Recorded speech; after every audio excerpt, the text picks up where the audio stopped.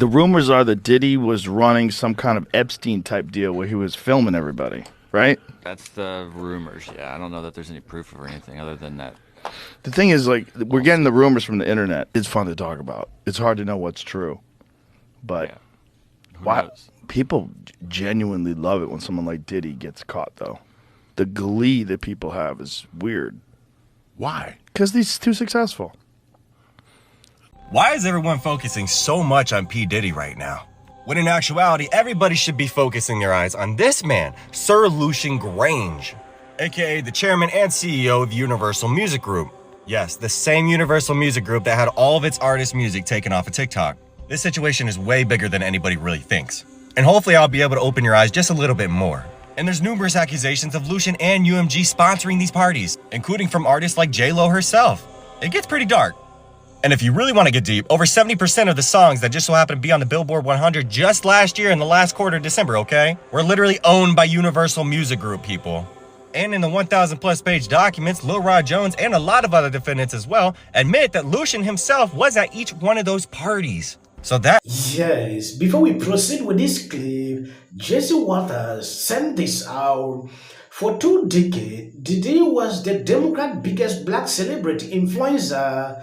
Democrats used Diddy's charisma, star power, and street greed in the black community every single election.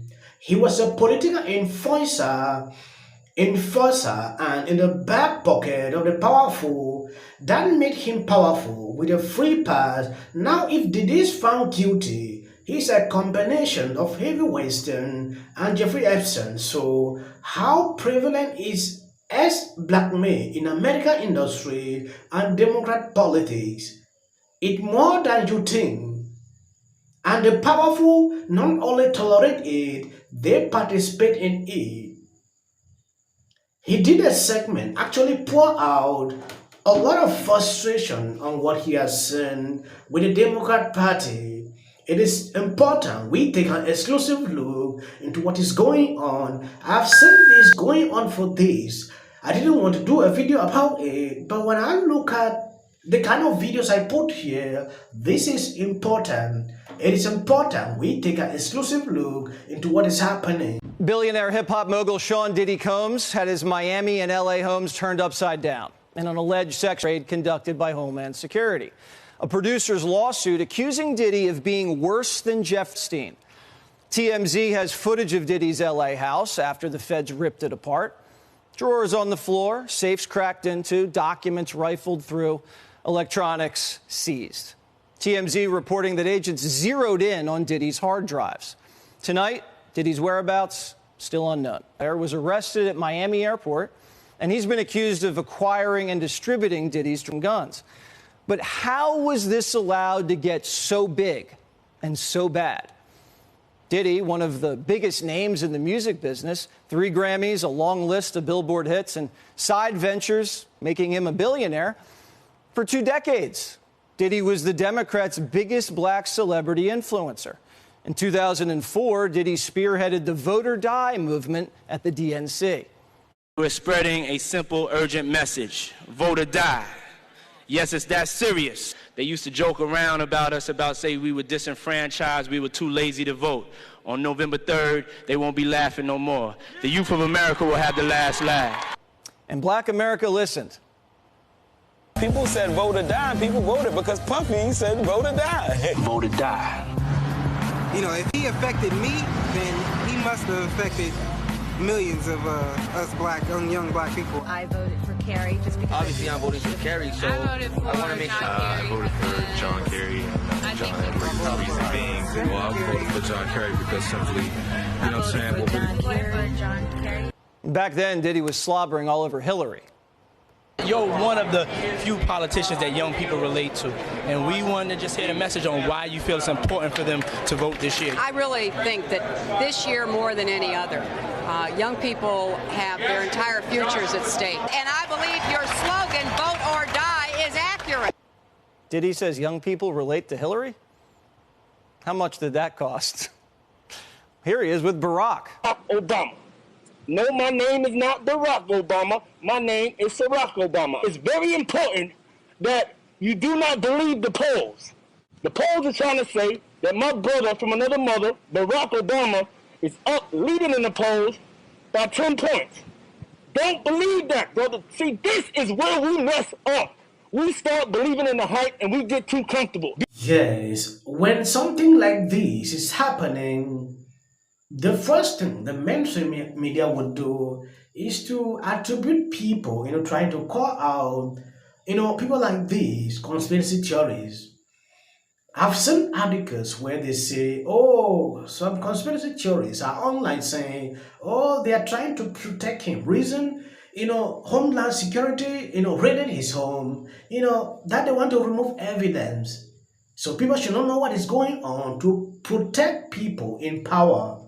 That is what I'm saying. On social media, we have seen people he interact with, Barack and Hillary, names like this keep surfacing.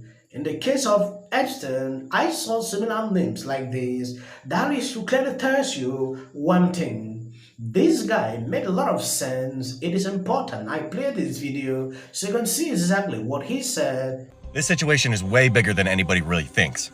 And hopefully I'll be able to open your eyes just a little bit more. And there's numerous accusations of Lucian and UMG sponsoring these parties, including from artists like J-Lo herself. It gets pretty dark. And if you really want to get deep, over 70% of the songs that just so happen to be on the Billboard 100 just last year in the last quarter of December, okay, were literally owned by Universal Music Group people. And in the 1,000 plus page documents, Lil Rod Jones and a lot of other defendants as well admit that Lucian himself was at each one of those parties. So that in itself should really tell you something. And did you know, across the course of Lucian's career, Grainge has worked with the likes of ABBA, Drake, Elton John, Jay-Z, Katy Perry, Queen, Rihanna, the Rolling Stones, Sam Smith, U2, and Amy Winehouse. Oh, and ironically, Grainge is a Sir by virtue of being knighted by the Queen of England in 2006 for services to British business and inward investment, as well as his accomplishments in the music industry. And was in the process of acquiring EMI from Citigroup back in 2011 and was completed in September 2012, UMG buying the British major record company for $1.9 billion. Thus acquiring labels and a roster of stellar talent, supposedly, including top-selling artists like Katy Perry, like I mentioned, Lady Antebellum, the Beatles, and the Beach Boys. This shit goes way back, people. And it's pretty damn ironic when you consider the fact that P. Diddy's best friend is none other than Jay-Z himself. And is anybody actually aware of the controversy that lies behind Jay-Z's name? If anybody would like a video upon Jay-Z and his controversy alone, I can make that video. It's gonna be at least 10 minutes long. Yes, watching Joe Rogan a few hours ago, he said he's scared to say a lot pertaining to what is going on. When you take a look at this article, after reading the home of St. Diddy Combs, federal officials conducting an air trafficking investigations are now focusing on flight taken by the actor and rap mogul. As federal investigators put together a roadmap, the thing they are after now is a flight map. And is that why every charter company Combs use is receiving a federal subpoena? TMZ reported, thus the investigation into allegation that Combs engaged in airstrike might come down to charter jets and figuring out who was on them as they went from state to state and around the world. Federal law enforcement sources have told TMZ that all of the jet charter companies Combs used will receive subpoenas. In addition, TMZ reported the Fed want to look at all of the flight manifests, which could be critical, especially if some of the people who filed recent civil lawsuit against Combs were on board these planes. This will enable federal agents to contact the passengers and interview them. Anyone who flew with Combs, including his celebrity friend, could be contacted by officials conducting a probe out of New York tied to allegation of airstrike. This latest development comes a day after Sky 7 Force hover about Combs' sleek private jet once again parked at Miami Opa-locka Executive Airport, where he was met by a Homeland Security investigations agent prior to a planned family trip that never happened. This aircraft had been at Antigua earlier in the week following a trying 3 days for Mogul, who remains under the legal microscope.